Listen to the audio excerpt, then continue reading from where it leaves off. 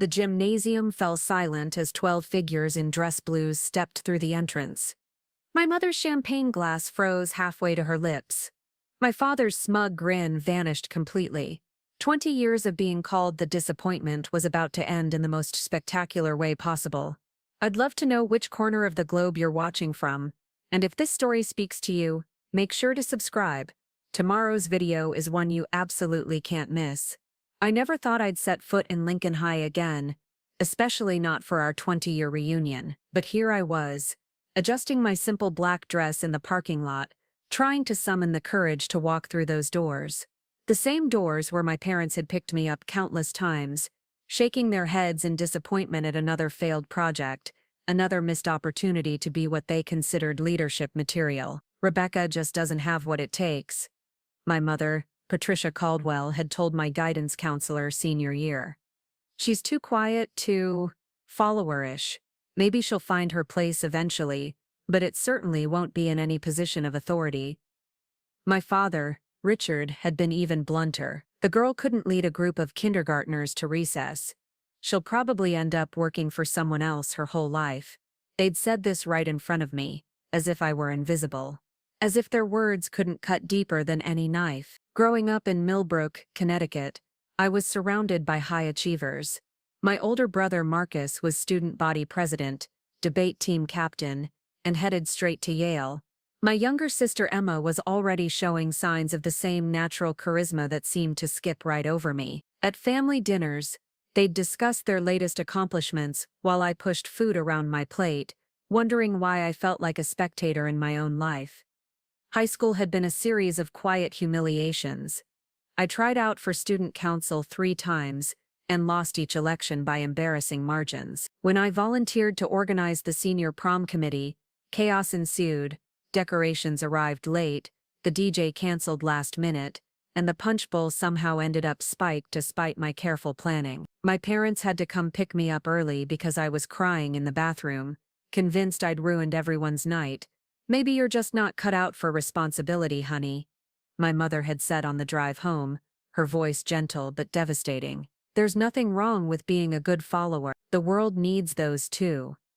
But I knew there was something different about me. Something they couldn't see. In quiet moments, when no one was watching, I found myself naturally taking charge of small things. I organized study groups that actually worked. I helped lost freshmen find their classrooms.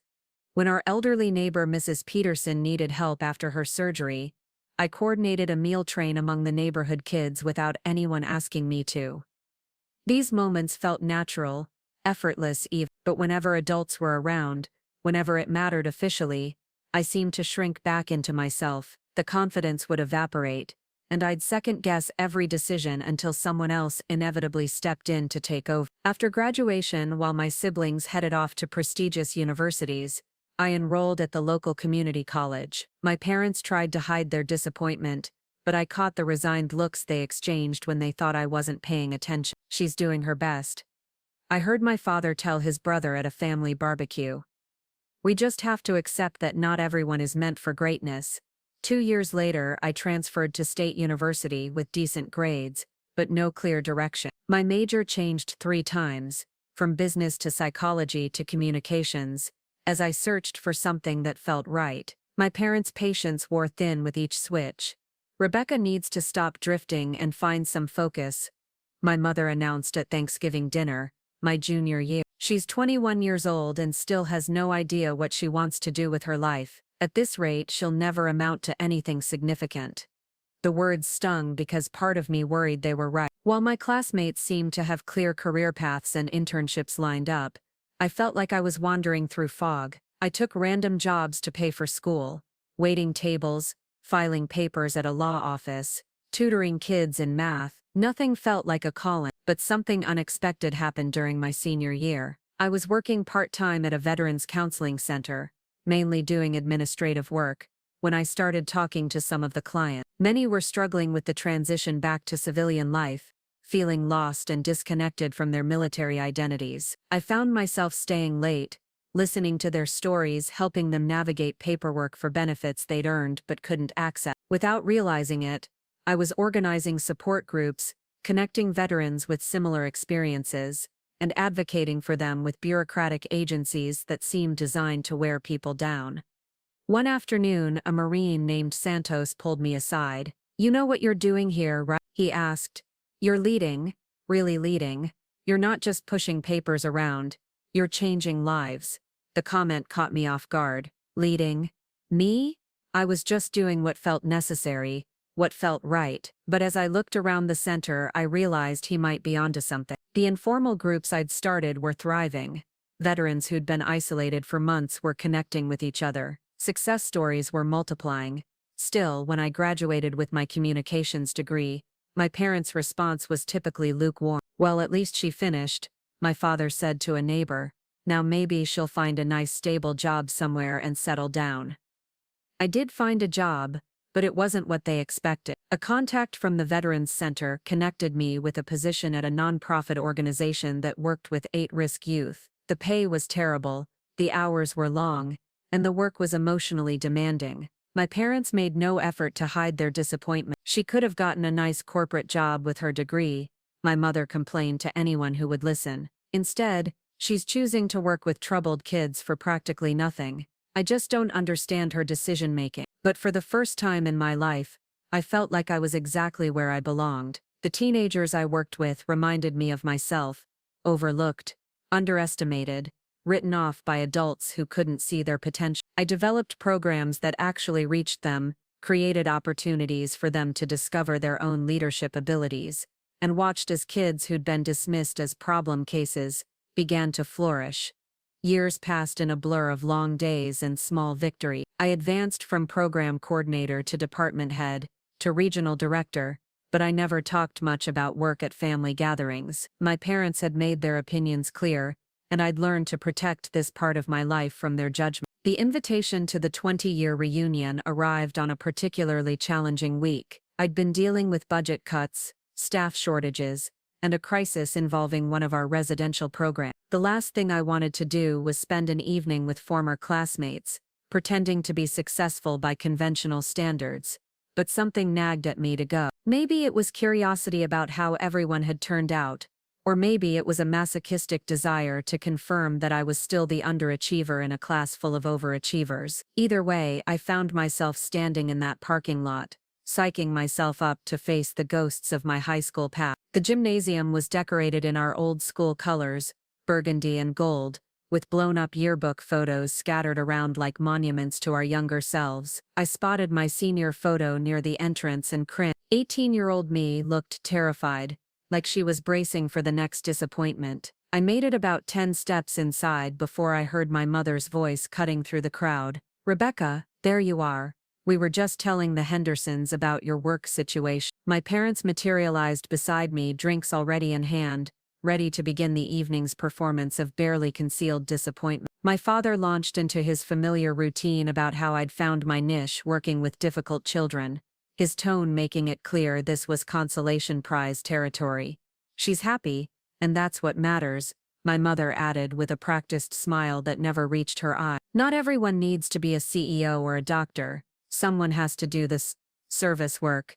I felt the familiar shrinking sensation, the urge to disappear into the crowd and avoid any more conversations about my supposedly limited achievement. Around us, former classmates were sharing stories of promotions and acquisitions, of children accepted to prestigious schools and vacation homes, purchased in exotic locations. And then the gymnasium doors opened, and everything changed. 12 figures in pristine dress blues stepped through the gymnasium doors with military precision. The conversations around us died mid-sentence, as heads turned to track their movement across the polished floor. These weren't just any service members. The ribbons across their chests told stories of deployments, commendations and specialized training that most civilians could only imagine. The leader, a woman with steel gray eyes and perfectly pressed uniform, scanned the room until her gaze found mine. A smile broke across her weathered face as she raised her hand in a subtle wave. Behind her, 11 others stood at relaxed attention, their presence commanding respect from everyone in the vicinity. My mother's champagne glass trembled in her grip. "Rebecca, who are those people?" Before I could answer, the woman in charge was walking directly toward us, her team following in formation. The crowd parted instinctively, creating a clear path through the decorated gymnasium. I felt my cheeks burning as dozens of former classmates watched this unexpected procession unfold. "Ma'am," the woman said, stopping directly in front of me, with a crisp salute, "Sergeant Major Elena Rodriguez, requesting permission to crash your high school reunion." My parents stood frozen, their expressions shifting from confusion to something approaching awe. Around us, whispered conversations buzzed with speculation about who these impressive visitors were and why they seemed to know the Caldwell family's quiet daughter. "Elena," I managed, my voice catching slightly, "you didn't have to come all the way here. With respect, ma'am." "Yes, we did." She gestured to the team behind her. "When word got out that you were attending this thing, we took a vote, unanimous decision to provide backup." The nearest eavesdroppers were clearly struggling to process this exchange. Rebecca Caldwell, the girl who couldn't organize a successful bake sale, apparently commanded enough respect to warrant a surprise visit from what appeared to be elite military personnel. My father found his voice first, though it came out as more of a croak. "Rebecca, how do you know the officers?" Elena stepped forward before I could respond. "Sir, your daughter saved my life, multiple times actually, along with most of the people standing behind me. A lot of love and effort went into bringing this story to life. If you're enjoying it, we'd be so grateful if you'd subscribe to our channel." Now, back to where we left off. The gymnasium had grown eerily quiet. Even the reunion DJ seemed to sense the gravity of the moment and lowered the volume on the nostalgic playlist.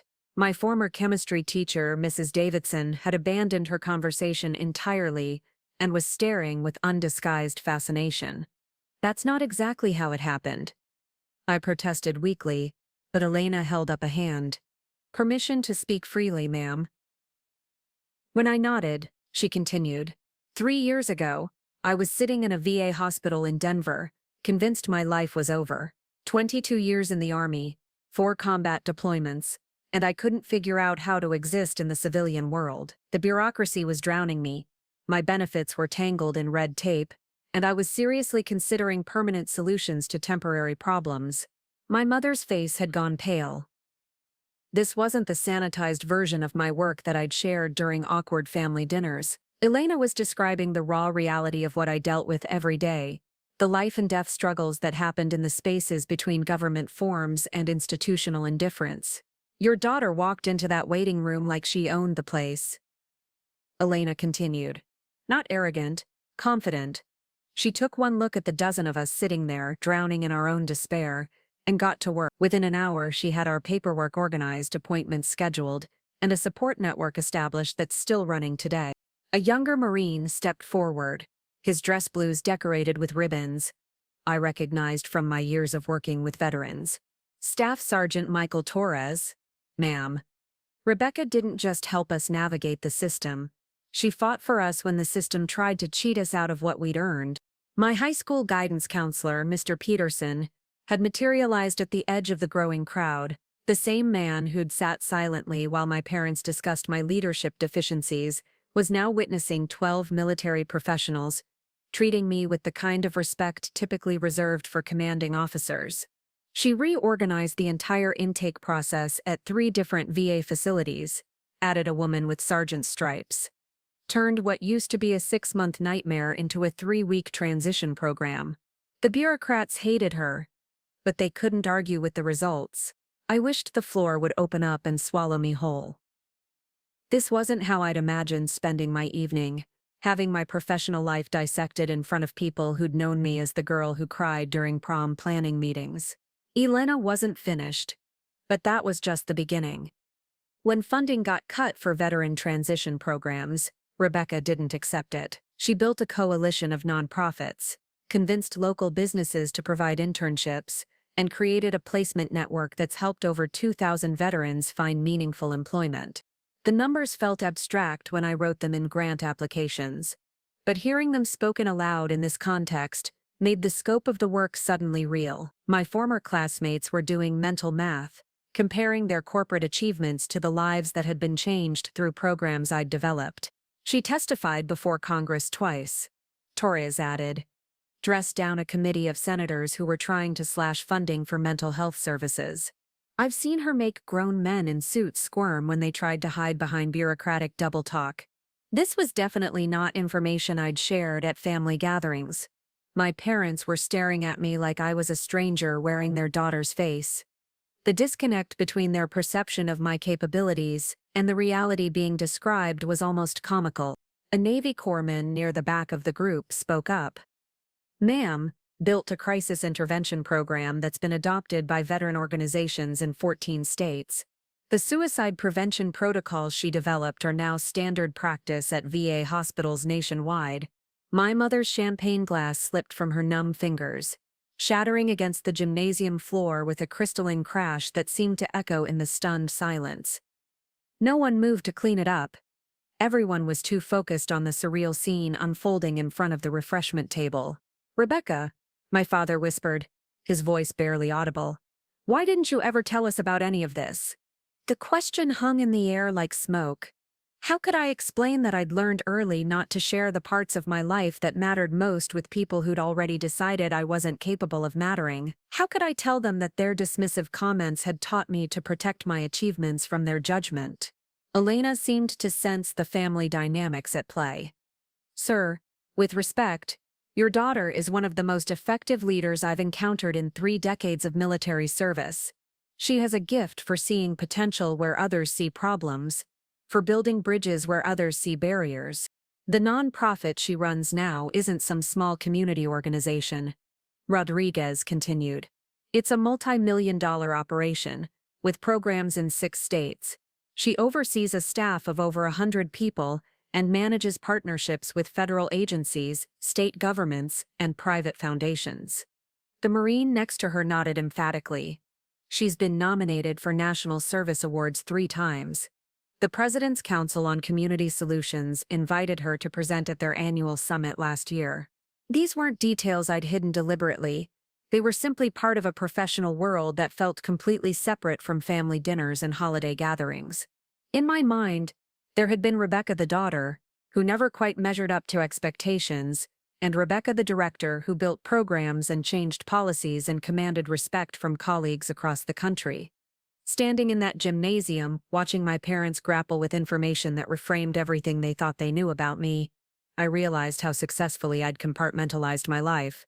The confidence I felt at work, the natural authority I exercised in professional settings, had never made it home to Millbrook.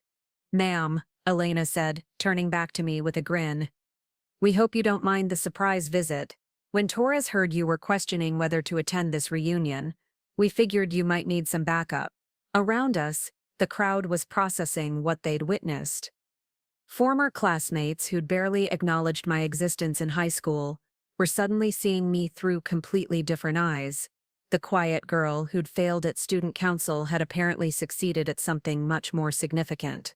But it was the look on my parents' faces that hit hardest, a mixture of pride, confusion, and something that might have been regret. The silence stretched until Elena clapped her hands together, breaking the spell that had fallen over the gymnasium. "All right, team, mission accomplished. Let's give the lady some space to enjoy her reunion." But none of them moved. Instead, they seemed to be enjoying the spectacle of my former classmates, trying to reconcile the Rebecca they remembered with the person being described. Torres pulled out his phone and started showing photos to anyone willing to look. Images of ribbon-cutting ceremonies, congressional hearings, and award presentations I'd forgotten existed. "Wait," my mother said, her voice shaky. "Rebecca, that picture in your apartment, the one with all those people in suits, you said it was from a work conference." Elena laughed, a rich sound that carried across the room. "Ma'am, that was the White House ceremony, where your daughter received the Presidential Citizens Medal. She was too modest to mention she was being honored for exceptional service to veterans and at-risk communities." The revelation hit my parents like a physical blow. My father actually staggered backward, reaching for a nearby chair to steady himself. Around us, former classmates were pulling out their phones, undoubtedly searching for information about awards and achievements they'd never imagined their quiet former peers could have earned. "Presidential Citizens Medal," my mother repeated slowly, as if testing how the words felt. "Rebecca, that's one of the highest civilian honors in the country.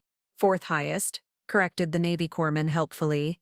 Right after the Presidential Medal of Freedom, Congressional Gold Medal, and Presidential Medal of Freedom, with distinction.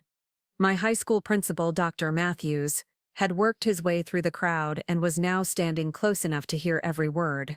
The same man who'd once suggested I consider less demanding extracurricular activities was witnessing former students treat me with the kind of reverence usually reserved for visiting dignitaries.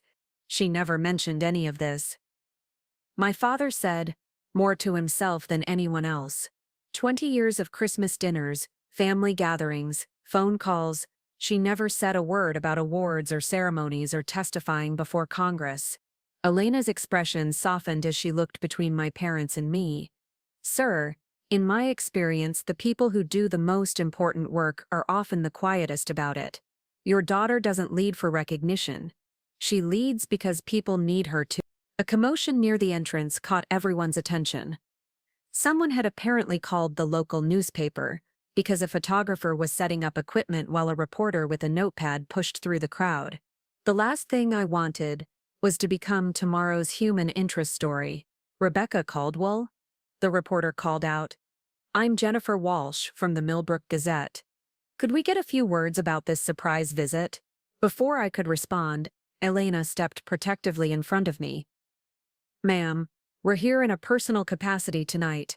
Any official statements about Rebecca's work should go through proper channels.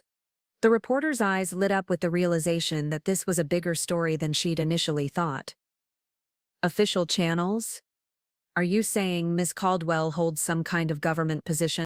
She serves as senior advisor to 3 different federal agencies, Torres answered matter-of-factly. Her expertise in veteran transition programs and at-risk youth services is recognized at the highest levels of government. My mother made a small choking sound. During our last phone conversation, she'd asked when I was going to find a real career with some stability. The cognitive dissonance was apparently overwhelming. Dr. Matthews cleared his throat nervously. Rebecca, I had no idea about your accomplishments. Perhaps you'd be willing to speak to our current students about leadership and public service. The irony wasn't lost on anyone who remembered how I'd been overlooked for every leadership opportunity the school offered. Elena noticed my discomfort and smoothly intervened. Dr. Matthews, Rebecca's speaking calendar is managed through her office. She typically books educational appearances 8 to 12 months in advance due to demand. This was news to me, but I wasn't about to contradict her in front of the growing crowd. The photographer had started taking pictures, capturing the surreal scene of 12 military personnel surrounding the girl who'd once been voted most likely to fade into the background. My brother Marcus appeared at my elbow, having pushed through the crowd with the determined expression I remembered from his political campaigns. Becca, what is this? Who are these people? Elena extended her hand. Sergeant Major Rodriguez. You must be Rebecca's brother. She's mentioned you. Marcus shook her hand cautiously. She's mentioned me? To military personnel? Your sister spoke about her family during one of our strategy sessions, Elena explained smoothly. She was developing a program for veterans with siblings who didn't understand their service experience. Drew from personal insights about communication gaps between family members with different life paths. The implication hung in the air like a challenge. Marcus had always been the golden child, the one whose achievements were celebrated and discussed at length. Now he was learning that his supposedly unsuccessful sister had been using their family dynamics as a case study for professional development programs. Strategy sessions. My father asked weakly. Rebecca chairs the National Coalition for Veteran Services, the corpsman explained. She meets monthly with representatives from the Pentagon, VA leadership, and congressional staffers to coordinate policy initiatives. Each new revelation seemed to hit my parents harder than the last. The daughter they'd written off as lacking leadership potential was apparently advising Pentagon officials and meeting with congressional staff on a regular basis. Emma, my younger sister, had been unusually quiet during the entire exchange. Finally, she spoke up.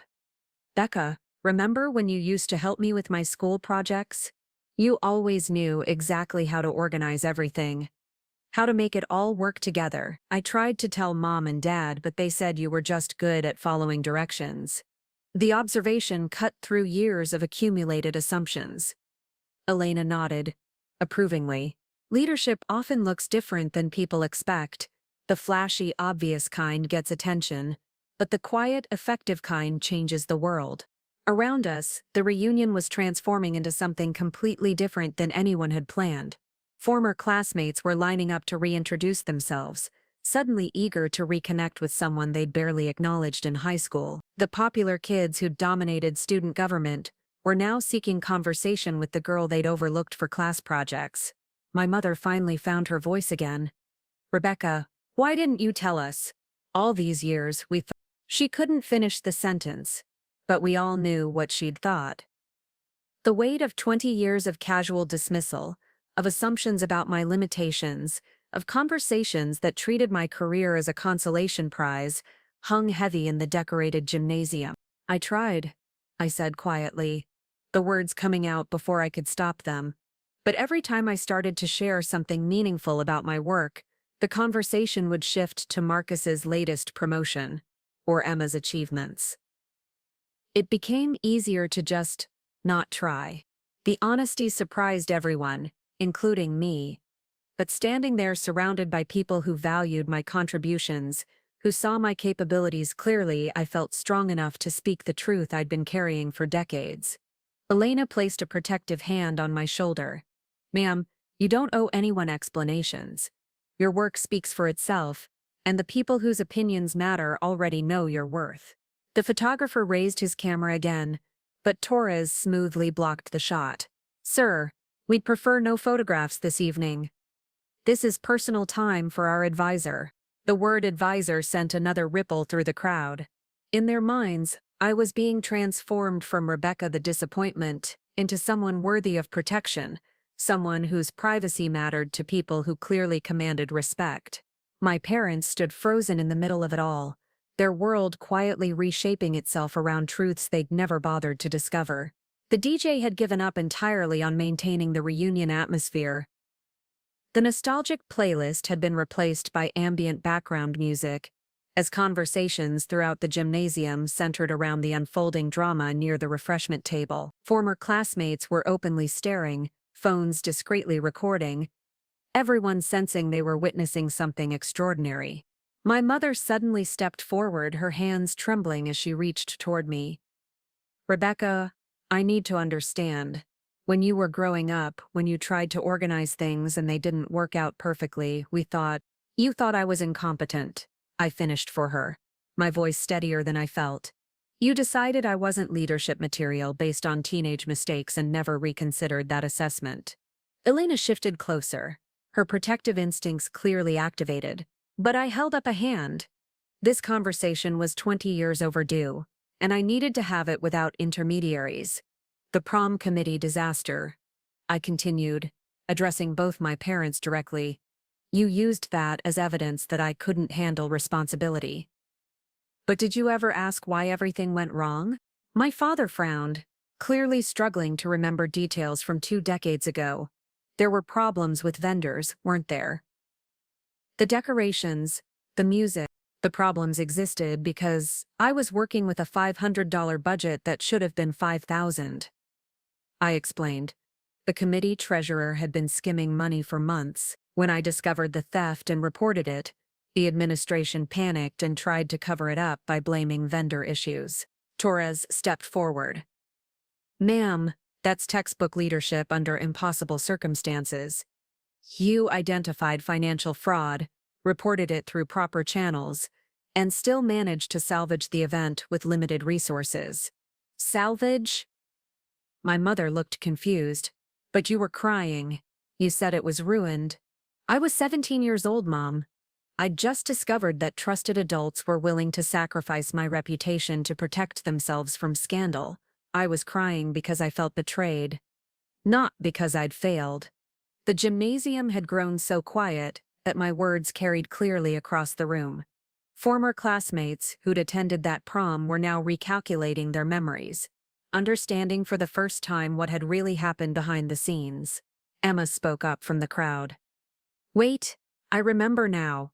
There was a whole investigation afterward. The treasurer got fired, and the principal retired early.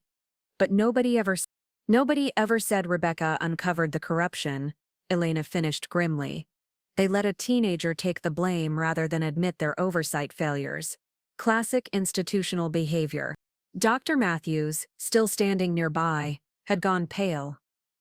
Rebecca, I owe you an apology. We should have protected you. Should have given you credit for exposing that situation. Instead, we let you become the scapegoat. The acknowledgement felt surreal after all these years, but it also illuminated a pattern I'd never fully recognized. My supposed failures had often been situations where I'd done the right thing in systems designed to punish truth-tellers. Student council elections, I said, the pieces falling into place. I lost 3 times because I refused to make promises I couldn't keep. While other candidates pledged impossible improvements, I presented realistic proposals with actual budgets and implementation timelines. Rodriguez nodded approvingly. Honest leadership versus popular leadership. The honest approach usually loses elections, but builds better organizations. My father ran his hands through his graying hair. Rebecca, we thought you lacked confidence, that you couldn't inspire people to follow you, but you were just being responsible. I was being myself, I corrected. The kind of leader I am doesn't work well in high school popularity contests, but it works exceptionally well in situations where lives depend on competent decision-making. A new voice cut through the conversation. Excuse me, Miss Caldwell. We turned to see a young woman in military fatigues approaching hesitantly. She looked barely old enough to serve, with nervous energy that reminded me of my teenage self. Private Sarah Chen, she introduced herself. I'm stationed at Fort Braxton, about 2 hours from here. When I heard through the grapevine that you might be here tonight, I had to come. Elena's expression shifted to curious attention. Private? This is an informal gathering. What's so urgent that you'd drive 2 hours on a weekend? The young soldier's voice shook slightly as she addressed me directly. Ma'am, 6 months ago I was ready to go AWOL.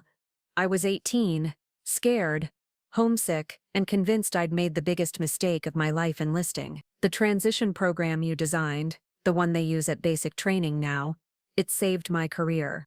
My parents exchanged glances, clearly struggling to process that programs I'd developed were being used in military training facilities. The peer mentorship component, the graduated responsibility structure, the emotional resilience modules, Chen continued.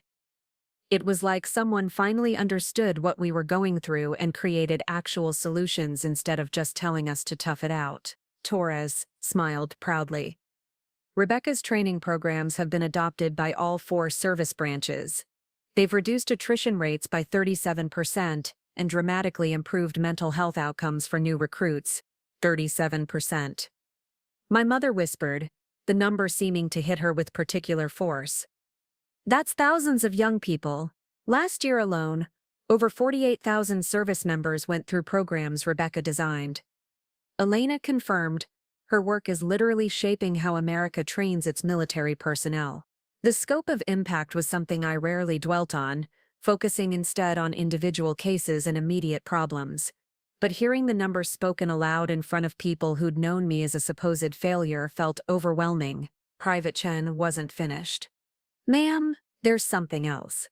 The suicide prevention protocols you developed. They saved my bunkmate's life last month. Jessica was planning to, well, she had a plan. But the intervention system caught the warning signs and got her help before it was too late. My throat tightened. These weren't abstract statistics, they were real people whose names I'd never known, whose lives intersected with my work in ways I couldn't track or measure. How many? My father asked quietly. How many people have you helped over the years? I shook my head. I don't keep count. That's not why I do the work. We keep count, Rodriguez said firmly. Conservative estimates suggest Rebecca's programs and policies have directly impacted over 300,000 individuals. Veterans, active military, at-risk youth, families in crisis. The ripple effects are immeasurable. The number hung in the air like a challenge to every assumption my parents had ever made about my capabilities and my worth. 300,000 lives touched by someone they dismissed as lacking leadership potential. Marcus stepped forward, his political instincts clearly engaged. Becca, this is incredible. Have you considered running for office? With this kind of track record, you could probably win any seat you wanted. The question made me laugh, not with humor, but with recognition of how fundamentally he still misunderstood what drove me. Running for office would mean spending time campaigning instead of doing the actual work. I'd rather change policies from behind the scenes than spend my energy getting elected. Elena nodded approvingly. True leaders often prefer influence over visibility. Rebecca has more practical power as an advisor and program director than most elected officials ever achieve. The reunion was winding down around us, but our impromptu gathering showed no signs of dispersing. Former classmates continued to hover at the edges, clearly fascinated by the transformation of their memories about the quiet girl who'd sat in the back row. My mother finally spoke the words that had been building all evening. Rebecca, I owe you the biggest apology of my life. We failed you. Not as parents who loved you, but as people who should have seen who you really were. The admission cracked something open inside my chest. Not vindication exactly, but a kind of release I hadn't known I needed. The apology settled between us like a bridge I'd never expected to cross. For a moment, the decorated gymnasium faded away, and it was just a mother and daughter finally seeing each other clearly after decades of miscommunication. I don't need apologies, I said softly, surprising myself with the truth of it. I needed you to see me, and now you do. My father stepped closer, his voice rough with emotion. Rebecca, all those times we suggested you find something more stable, something more realistic. We were trying to protect you from disappointment. We thought we were being practical. You were being afraid. Elena observed gently. Fear makes people shrink the world down to what feels manageable, but some people are meant to expand it. Around us, the reunion had essentially transformed into an impromptu reception for someone most attendees barely remembered from high school. Former classmates were introducing themselves to the military personnel, asking for photos, treating the entire group like visiting celebrities. Jennifer Walsh, the reporter, had been frantically taking notes throughout the evening. Miss Caldwell, this story is remarkable. Would you be willing to do a formal interview? The community should know about the incredible work you're doing. Before I could respond, Torres stepped forward with military efficiency. Ma'am, media requests go through the National Coalition's communications office. We can provide you with the appropriate contact information. The protective barrier my military friends had created around me felt both foreign and deeply appreciated. I'd spent so many years managing everything alone that having a team willing to handle details on my behalf was almost overwhelming. Private Chen was still standing nearby, clearly reluctant to leave. Miss Caldwell, I know this might not be appropriate, but could I get a photo? Not for social media or anything, just for myself. You're kind of a legend among the younger enlisted personnel. The request caught me off guard. In my daily work, I focused on systems and programs, not personal recognition. The idea that young service members knew my name, that I'd somehow become a figure they looked up to, felt surreal. Of course, I said, and Elena immediately stepped in to manage the logistics, ensuring the photo would be taken away from the crowd's prying eyes.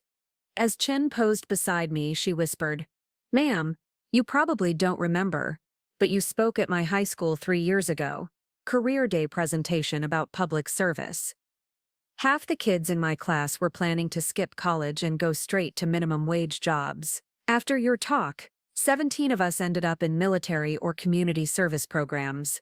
Another ripple effect I'd never tracked. Another set of lives redirected by work I'd considered routine. The mathematics of impact were staggering when viewed from this perspective. Every presentation, every program, every policy change spreading outward in ways I couldn't measure or predict. Marcus had been unusually quiet during the recent exchanges, clearly processing everything he'd learned about his sister's actual career. Finally, he approached with the careful demeanor of someone navigating unfamiliar territory. Becca, I need to ask you something, And I want you to be honest with me. He paused, gathering his thoughts. All those family dinners where I talked about my latest promotion or deal closure. Did I ever ask about your work? Really ask, not just polite small talk. The question hung in the air like a confession. I considered lying, offering some diplomatic response that would spare his feelings. But surrounded by people who'd spent the evening speaking difficult truths, I chose honesty instead. No, I said simply. You assumed it wasn't important enough to discuss in detail. He absorbed the answer like a physical blow. God. Becca, I'm so sorry. I was so focused on my own success that I never bothered to understand yours. Emma stepped forward, tears streaming down her cheeks. We all did it. We all treated you like the family underachiever while you were out there changing the world. How do we even begin to make up for that? The question revealed the fundamental challenge facing my family. How do you repair 20 years of casual dismissal? How do you rebuild relationships founded on incorrect assumptions about someone's worth and capabilities? You start by seeing me as I actually am, I said. Not as who you thought I was, and not as some idealized version to make up for past mistakes. Just me, doing work I believe in, with people who understand its value. Elena nodded approvingly. Identity isn't about external validation. It's about internal alignment between values and actions. Rebecca's been living that alignment for years. The recognition is just catching up. Dr. Matthews had been hovering at the edge of our conversation, clearly wrestling with institutional guilt about how the school had treated me. Finally, he stepped forward with the determined expression of someone making an important decision. Rebecca, I'd like to offer you something. Lincoln High is establishing a new leadership award for graduating seniors, students who demonstrate quiet effectiveness rather than popular charisma. We'd like to name it after you, and we'd like you to help design the selection criteria. The offer was both validating and ironic.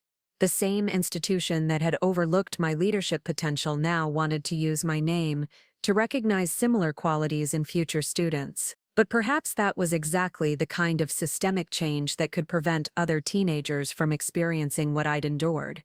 I'd be honored, I said, but I have conditions. The award criteria must focus on impact over visibility, substance over style, and recipients should be connected with mentorship opportunities that help them develop their unique leadership approaches. Whatever you think is best, Dr. Matthews agreed quickly. You understand this kind of leadership better than anyone. The reunion was officially ending, with cleanup crews beginning to stack chairs and take down decorations, but our group showed no signs of dispersing. If anything, more people seemed to be joining the conversation, as word spread throughout the remaining attendees. Rodriguez checked her watch and began organizing her team. All right, people, we've accomplished our mission here. Time to let Rebecca enjoy the rest of her evening with family. But as they prepared to leave, something unexpected happened. Private Chen stepped forward again, this time addressing my parents directly. Mr. and Mrs. Caldwell, I hope you understand how lucky you are. Your daughter is literally saving lives every day. The programs she's created, the policies she's influenced, the people she's trained, she's making the world safer and better for thousands of families like yours. The young soldier's earnestness was unmistakable. She wasn't trying to impress anyone or score political points. She was simply sharing her truth about someone who'd made a profound difference in her life. We do understand, my mother said, her voice steady for the first time all evening. We're just sorry it took us so long to see it. As the military team prepared their final departure, Elena pulled me aside for a private moment. Rebecca, I want you to know something. In 22 years of service, I've met exactly 3 people who I consider natural-born leaders. You're one of them. What makes the difference? I asked, genuinely curious about her perspective.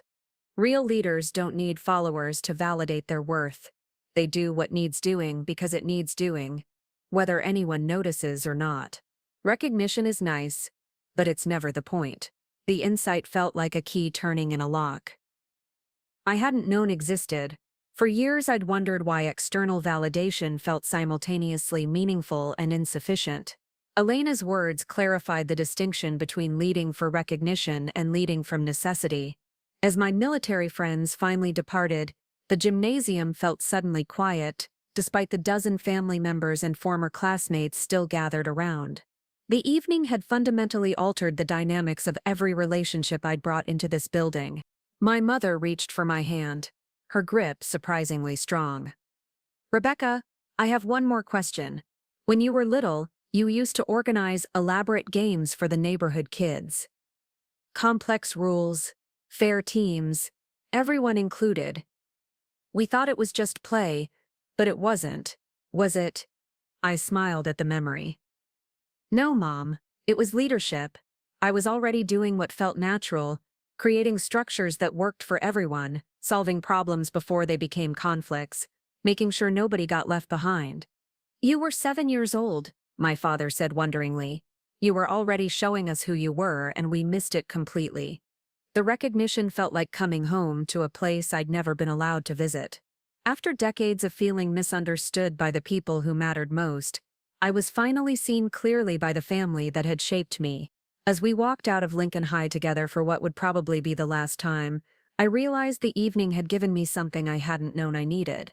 Not vindication for my choices, but understanding of how those choices had been shaped by early experiences of being overlooked and underestimated. The girl who couldn't lead kindergartners to recess had become a woman who led thousands of people toward better lives.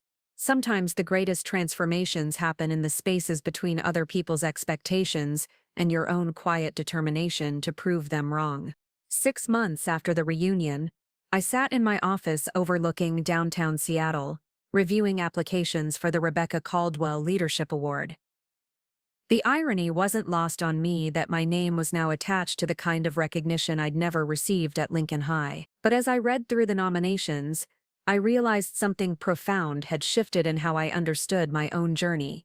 The first applicant was Maria Santos, a quiet junior who'd organized an underground support network for students dealing with food insecurity. She'd worked entirely behind the scenes, coordinating with local food banks and creating discrete distribution systems that preserve dignity while meeting desperate needs.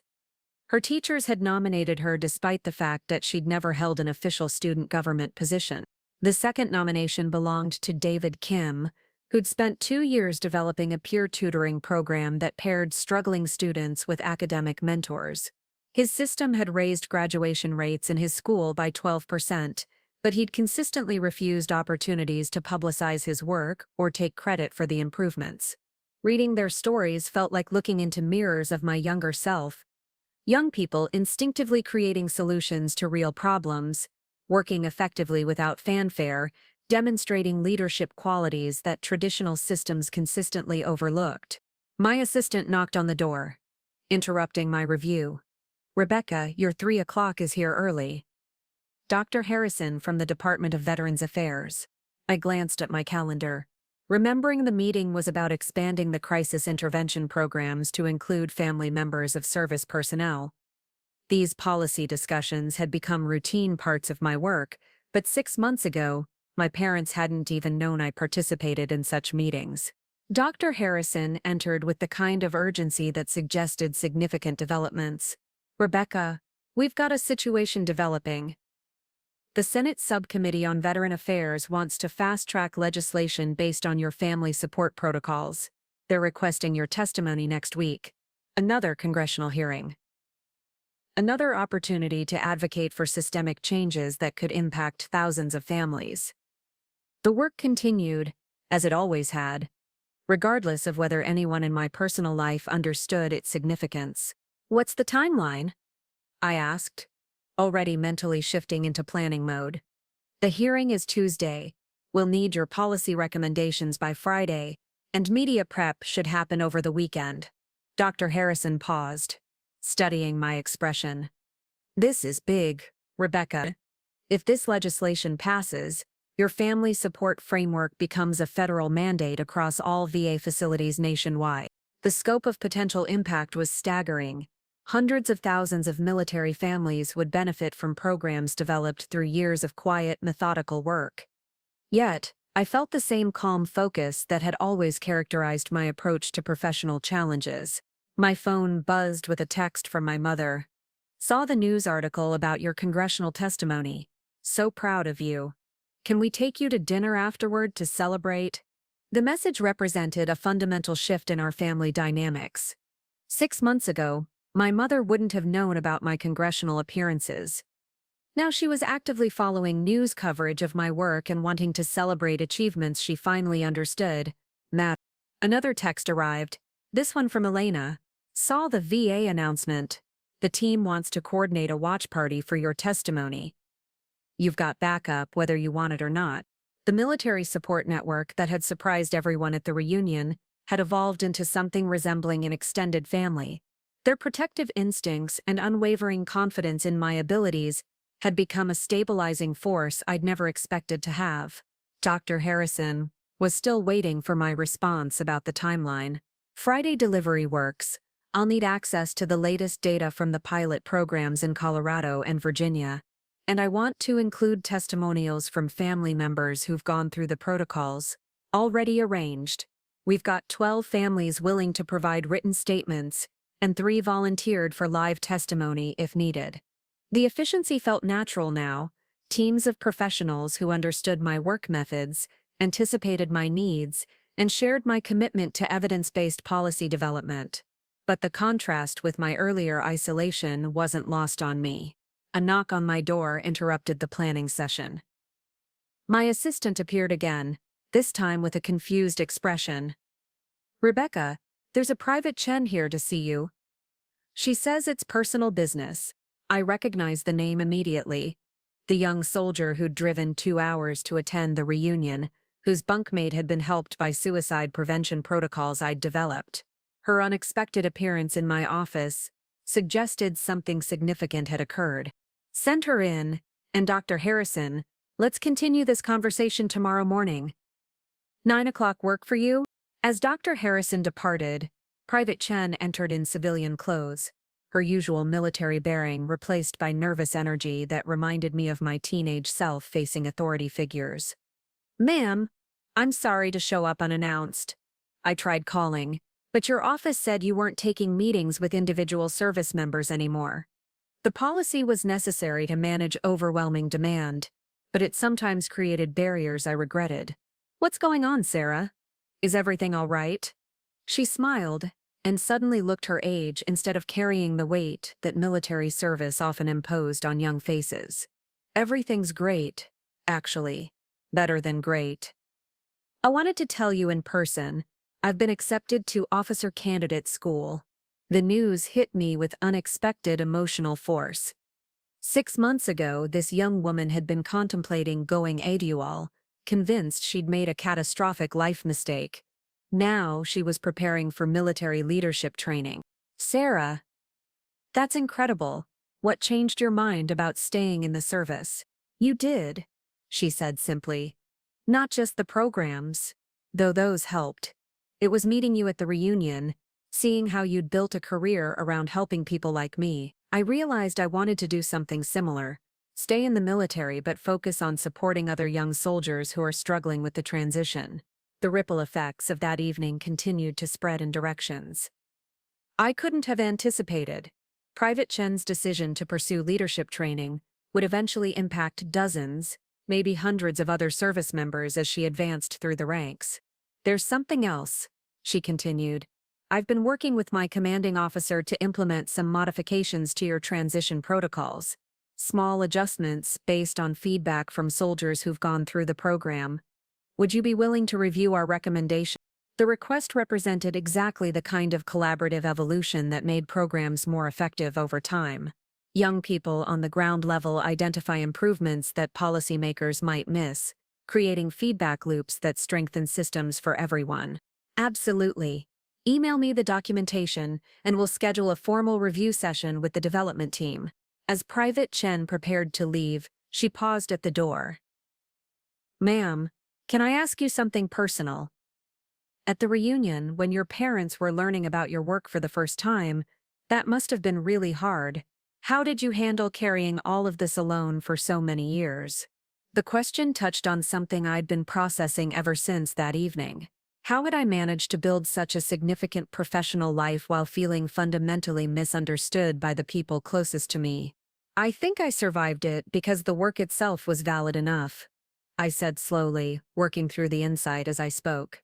When you're solving real problems for real people, when you can see tangible improvements in lives and systems, external recognition becomes less critical. She nodded thoughtfully. That makes sense, but it must be nice to finally have your family understand what you've accomplished. It is, I admitted, but the most important change isn't that they see my achievements now. It's that they see me, who I actually am, what drives me, how I think about problems and solutions. The recognition of my work was just the vehicle for that deeper understanding. After she left, I returned to the Leadership Award applications, but my perspective had shifted. These young people weren't just potential recipients of recognition, they were the next generation of quiet leaders who would solve problems the rest of us hadn't even identified yet. My phone rang, interrupting the thought. Marcus's name appeared on the screen and I answered with curiosity about why my brother was calling during work hours. "Becca, I need advice," he said without preamble. "I'm considering leaving my firm to work for a nonprofit that focuses on environmental policy. The pay cut would be significant, but the work feels more meaningful than anything I've done in years." The conversation represented a complete reversal of our historical dynamic. For decades, Marcus had been the sibling whose career choices were celebrated and discussed, while mine were quietly tolerated. Now he was seeking guidance about following a path toward meaningful work over financial reward. "What's driving the change?" I asked. "Honestly, seeing what you've built, understanding that success doesn't have to be measured in salary and status symbols. You've impacted more lives through your work than I ever will, through corporate law. And you seem genuinely fulfilled by what you do." The admission revealed how profoundly that reunion evening had affected our entire family system. Not only had my parents' perceptions shifted, but my siblings were reconsidering their own definitions of success and meaning. "The transition won't be easy," I warned. "Nonprofit work requires different skills, different mindsets about resources and impact measurement. But if you're feeling called to it, those challenges become energizing rather than obstacles." We talked for another 20 minutes about practical considerations, networking strategies, and the emotional adjustments required for career transitions motivated by purpose rather than advancement. It felt like the first substantive conversation we'd had as adults, built on mutual respect rather than family obligation. After hanging up, I realized something had fundamentally changed in how I carried myself through the world. The quiet confidence that had always characterized my professional life was now extending into personal relationships. I no longer felt the need to minimize my achievements or apologize for my unconventional path. The Leadership Award applications were still spread across my desk, waiting for final decisions, but as I reviewed them with fresh eyes, I understood that my role wasn't just to select recipients. It was to help create systems that recognized and nurtured different forms of leadership before young people spent decades feeling invisible. Tomorrow would bring congressional testimony, policy development meetings, and program implementation discussions. The work would continue, as it always had. But now, it continued with the knowledge that the people who mattered most finally understood not just what I did, but who I was. Sometimes the greatest victory isn't proving your worth to the world, it's helping the world expand its definition of what leadership looks like. 1 year later, I stood behind the podium in the Hart Senate office building, looking out at a room packed with senators, military officials, policy experts, and media representatives. The legislation incorporating my family support frameworks had not only passed, but had become a model for international military organizations. Today's hearing was about expanding these programs to emergency responders and their families. But what struck me most wasn't the prestigious venue or the high-stakes policy discussion. It was the familiar faces scattered throughout the audience. Elena sat in the front row, now serving as my official military liaison. Private Chen, recently promoted to Sergeant Chen, occupied a seat designated for program graduates who'd become success stories. Dr. Harrison flanked the expert witness table, accompanied by colleagues from multiple federal agencies. Most surprisingly, my parents sat in the gallery section, having flown in specifically to witness this testimony. A year ago, they wouldn't have understood why this mattered. Now they followed my congressional appearances with the same attention they'd once reserved for Marcus's court victories. Senator Williams, if I may address your question about scalability, I began, settling into the rhythm that had become second nature through dozens of similar hearings. The pilot programs in 7 states have demonstrated that family-centered intervention protocols reduce crisis incidents by 63%, while cutting long-term counseling costs by nearly half. The numbers represented thousands of families who'd avoided devastating breakdowns, children who'd grown up with emotionally stable parents, communities that had retained experienced emergency personnel instead of losing them to burnout and suicide. Senator Williams leaned forward with interest. Ms. Caldwell, can you elaborate on why traditional approaches have been less effective? Certainly. Conventional crisis intervention focuses on the individual experiencing trauma, treating family members as secondary concerns. Our research shows that trauma ripples through family systems in predictable patterns. When we address these systemic impacts proactively, we prevent crises rather than simply responding to them after they occur. As I spoke, I noticed a young woman in the press section taking detailed notes. Something about her intense focus reminded me of my younger self.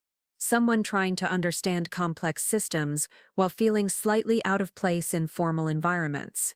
The hearing continued for 2 hours, with senators asking increasingly technical questions about implementation timelines, funding mechanisms, and coordination between federal agencies. These policy discussions had become my specialty, translating research findings into actionable legislation that could actually pass through political processes. During a brief recess, Elena approached the witness table. Rebecca, there's someone here who specifically asked to meet you. Senator Martinez's chief of staff says it's important. I followed her to a quiet corridor where a middle-aged woman in a navy suit waited with barely contained emotion. She extended her hand with a grip that suggested military background. Miss Caldwell, I'm Janet Morrison, chief of staff for Senator Martinez. I need to thank you personally. My son came home from his second deployment in Afghanistan, completely broken. The VA had him on a 6-month waiting list for counseling, and our family was falling apart. She paused, collecting herself before continuing. One of your family support coordinators connected us with immediate resources. Not just counseling for Derek, but therapy for me and his father to understand what he was going through.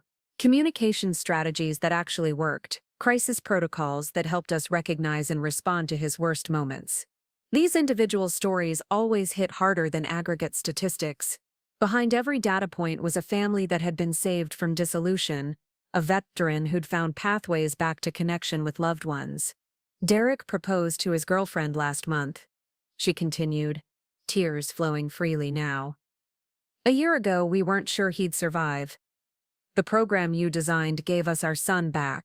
The conversation was interrupted by an aide announcing the hearing's resumption. As I returned to the witness table, I carried Janet Morrison's story with me, another reminder of why this work mattered beyond policy papers and budget allocations. Ms. Caldwell, Senator Chen began. No relation to my former Private Chen despite the shared surname. Some critics argue that these programs represent federal overreach into traditionally private family matters. How do you respond to concerns about government intervention and personal relationships? The question was clearly designed to elicit a defensive response, but I'd learned to reframe these challenges constructively. Senator, we don't intervene in family relationships. We provide resources that families can choose to access when they need support. The difference is critical. We're offering help, not mandating participation. But surely there are constitutional concerns about federal programs that involve family counseling and domestic relationship guidance. The constitutional concern should be about denying support to families whose breadwinners have been injured in service to their country. We ask military personnel and emergency responders to sacrifice their emotional well-being for public safety. Providing resources to help them and their families recover from that sacrifice isn't overreach. It's an obligation. The response drew approving nods from several senators and scattered applause from the gallery, despite rules against audience participation. These philosophical challenges had become opportunities to articulate the moral foundation underlying all the technical policy details. After the hearing concluded, I was surrounded by the familiar post-testimony cluster of reporters, staffers, and policy advocates, seeking additional information or follow-up conversations. But through the crowd, I spotted an unexpected figure approaching. Dr. Matthews, my former high school principal. Rebecca, I hope you don't mind my coming. When I learned you were testifying today, I felt compelled to witness it firsthand. His presence felt surreal in this setting. The man who'd once suggested I consider less demanding activities was now observing me influence federal policy in one of the most powerful institutions in the country. Dr. Matthews, what brings you to Washington? Actually, you do. I'm here representing the National Association of Secondary School Principals. We're advocating for legislation that would fund leadership development programs based on your high school award criteria. The conversation was interrupted by my parents, who'd navigated through the crowd with determined expressions. My mother reached me first, her pride unmistakable despite her attempts at composed dignity. Rebecca, that was extraordinary. The way you handled those challenging questions, the depth of your knowledge, the respect those senators showed you, I still can't quite believe you're our daughter. The comment might have stung a year ago, but now I understood it as wonder rather than disbelief. My mother was processing the cognitive dissonance between decades of limited expectations and the reality of watching her daughter shape national policy. She's always been extraordinary, my father added, surprising me with his certainty. We just weren't smart enough to recognize it. Elena appeared beside us, checking her watch with military precision. Rebecca, we need to move toward the debrief meeting. Secretary Davidson is waiting, and the timeline for implementation planning is tight. As we walked through the Capitol's marble corridors toward another policy meeting, I reflected on how dramatically my life had changed since that reunion evening. Not the external circumstances. The work had always been significant, the responsibilities always substantial. What had changed was the presence of people who understood what I was doing and why it mattered.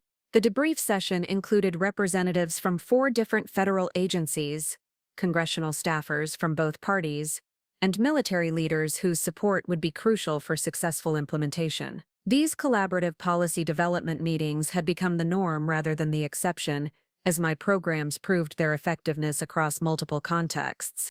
The funding timeline is aggressive but achievable, Secretary Davidson announced as the meeting opened. Rebecca, we'll need your team to coordinate with DoD, VA, and FEMA to ensure consistent implementation standards across all emergency response services. The scope of responsibility was staggering, coordinating policy implementation across multiple massive federal bureaucracies while maintaining program fidelity and effectiveness. But it felt like a natural evolution of work I'd been building toward for years. Later that evening, I sat in my hotel room reviewing implementation timelines and coordination requirements. A knock on the door interrupted my planning. Elena stood in the hallway with a bottle of champagne and a grin. Rebecca, do you realize what just happened today? You testified before Congress about programs that will be implemented nationally across all military branches and emergency services. You're not just influencing policy anymore, you're creating it. The observation forced me to step back and assess the trajectory of my career from a broader perspective. The quiet girl who'd been dismissed as lacking leadership potential had somehow become someone whose ideas were being written into federal law. How did this happen? I asked, genuinely curious about Elena's perspective on my professional evolution. You never stopped doing what felt right, regardless of whether anyone noticed or valued it. Most people adjust their actions based on external feedback. You adjusted external systems based on internal compasses. That's incredibly rare. As I prepared for sleep that night, I thought about the young people who would benefit from programs I'd developed, the families who would receive support during their most vulnerable moments, the systems that would function more effectively because someone had taken time to identify and solve underlying problems. But mostly I thought about the girl I'd been at 18, crying in a bathroom because she'd been blamed for problems she'd actually solved. That girl had needed someone to see her clearly, to recognize her potential, to believe in her capabilities. 23 years later, I'd become the person she'd needed, not just for myself, but for thousands of others navigating similar challenges. Sometimes the most powerful transformation isn't changing who you are, but finally becoming who you always were. Looking for more? We've got 2 amazing stories ready for you right on screen. If this one touched you, these are absolutely worth your time. Click to watch them now. And, hey, subscribe and hit that bell to never miss our latest uploads.